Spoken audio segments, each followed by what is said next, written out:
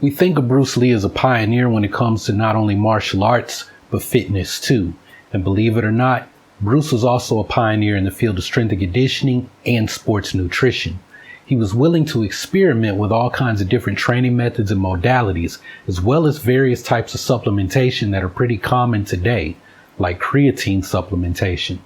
So with all of the groundbreaking things in health and fitness pioneered by Bruce Lee, it's always disturbing to learn about Bruce's drug use because of the very negative connotations that go along with using hardcore drugs. So this video, I'm going to take on the task of discussing Bruce Lee's drug letters and his drug use.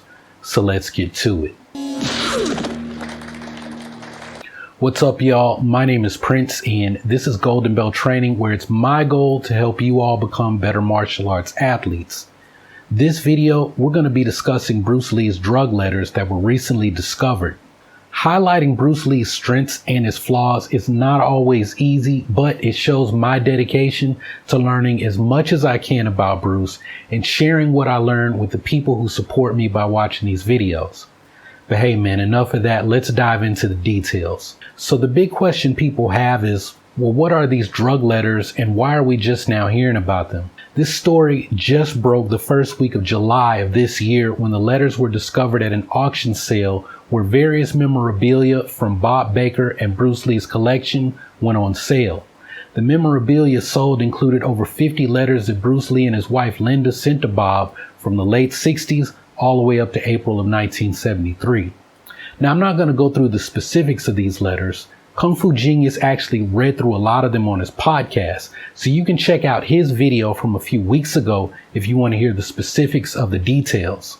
To keep things short and sweet, I will say that the letters detailed all kinds of things ranging from their personal relationship, plans for their film careers, and Bruce Lee's back injury that he had in 1970. You know, like this is pretty tame stuff to discuss with a friend, but what's got everybody talking is the not so tame stuff.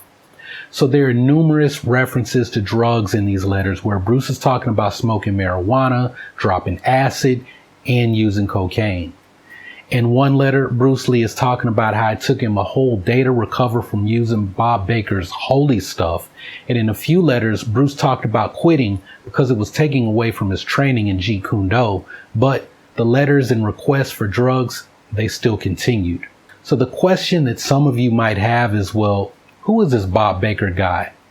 Bob Baker played the Russian bad guy in Fists of Fury. And from these letters, we learned that Bob may have even smuggled some drugs into Hong Kong as part of this arrangement that he and Bruce Lee had.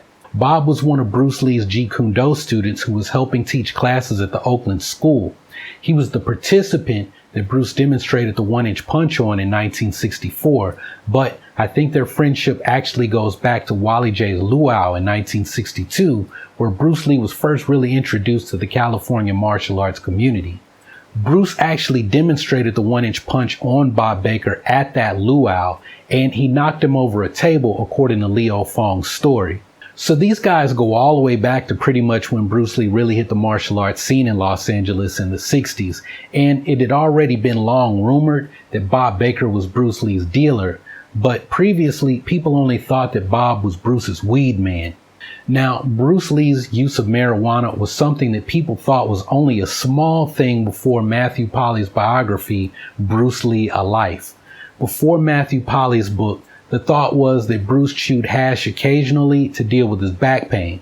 This was based on Bruce having trace amounts of hash in his stomach when he passed, and the fact that the concentrated form of cannabis that's found in hash can be used as an anti-inflammatory, an analgesic, and a muscle relaxer.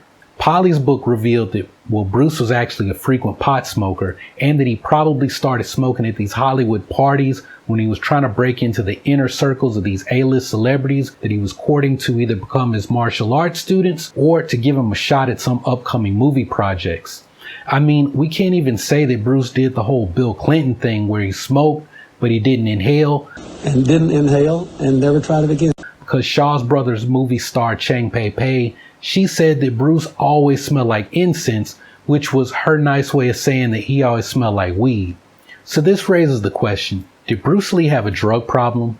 I mean, This is really tough because we're talking about a man who died almost 50 years ago. And the attitude towards drugs was a whole lot different in 1973 than it is today in 2021.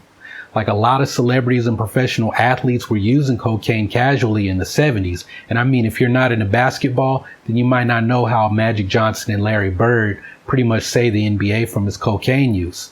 We're hearing that Bruce Lee was getting cocaine shipped to him in Hong Kong, and we're completely losing our minds. But back then, people made a bigger deal over Bruce using marijuana than they would have made over him using a little bit of nose candy. So we don't know how much Bruce was actually using, but I'm going to say that I do think he had a problem based on the amounts of cocaine and the frequency that he was requesting it from Bob. Now, Bruce also mentioned using M pills and also experimenting with acid and various other hallucinogens with his student, actor James Coburn. A few years after Bruce's death, James Coburn started to suffer from debilitating rheumatoid arthritis, and while seeking a way to treat his arthritis, he pretty much detoxed from everything: drugs, alcohol, even caffeine. When you read those old interviews with James Coburn, he admits to using LSD regularly in the 60s before it got popular. Steve McQueen, known as the King of Cool in the 60s, was also one of Bruce Lee's celebrity students. As it turns out, Steve McQueen's biography, written by his ex-wife, alleges that he used cocaine frequently. Now, with Bruce, the letters don't really mention anything about cocaine until after 1972, when Bruce and his family had pretty much moved to Hong Kong. So just like how it was assumed that Bruce started smoking marijuana in social settings around celebrities, it's possible that he was also exposed to other drugs as a result of his Hollywood insider connections. So I can't really say to what extent Bruce was using cocaine. I mean, like, John Jones is probably one of the top 5 MMA fighters of all time, and we're learning that he was doing all of this while also abusing cocaine. So maybe Bruce was only using a little bit of cocaine. Maybe he was a functional addict, or maybe things were just starting to catch up with him just before he passed. I mean, what we know is that Bruce didn't seem to be well while he was working on Enter the Dragon and leading up to the film's release. When you start looking into the story around the making of Enter the Dragon, like, Bruce Lee pretty much worked himself to death. Now, when you also look at the possibility that he may have also been using cocaine, whether as research for the drug scenes in Enter the Dragon, or for another film that we unfortunately didn't get to see, or he may have been using it to self-medicate. But look, I can see that cocaine use could have contributed to his passing at the early age of 32.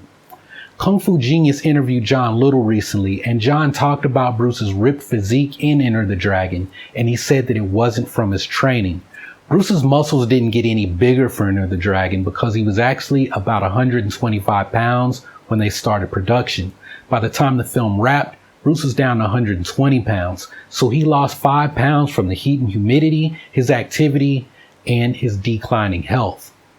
Bruce fainted rehearsing for the mirror room sequence while they were making the movie. And of course, we know that Bruce fainted again in the studio while doing post-production work on the film. And that was a few weeks before he passed in Betty Ting Pei's apartment.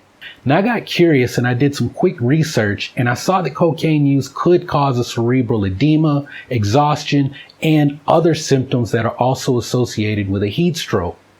And if what I said just went over your head, what I'm saying is that the causes of Bruce Lee's death can also be caused by cocaine abuse. And I'm not saying that Bruce's cocaine use led to his death. I'm just saying that there's a possibility that it may have contributed to it. Now, the big question that we really need to be asking is, well, why did Linda hide all of this? These letters weren't just between Bruce and Bob Baker. Linda wrote some of them too. Some of the letters describe Linda having to scale away the coke shipments, and I believe that the last piece of correspondence in this collection was written by Linda a few months before Bruce Lee passed. So, like, why would Linda hide all of this? Well, look, y'all, there's an even more interesting story as to why Linda would have hid Bruce's drug use. It's actually a really big story that I wanted to include in this video, but it would have made this video about 3 times as long as it already is. So, look, y'all, I'm sorry, but it's going to have to be a completely separate video. So you'll want to check back for my video on why Linda had to hide Bruce Lee's drug use. I'm telling y'all, it's a really interesting story. So stay tuned. But hey, while you wait on that video, you should also check out this video on why Bruce was in a gang when he was a little kid growing up in Hong Kong. And then you'll also want to check out the follow-up to that video about how Bruce Lee met William Chung and then started studying Wing Chun under Ip Man. But hey, y'all keep training, remember to breathe, and I'll see you on the next video.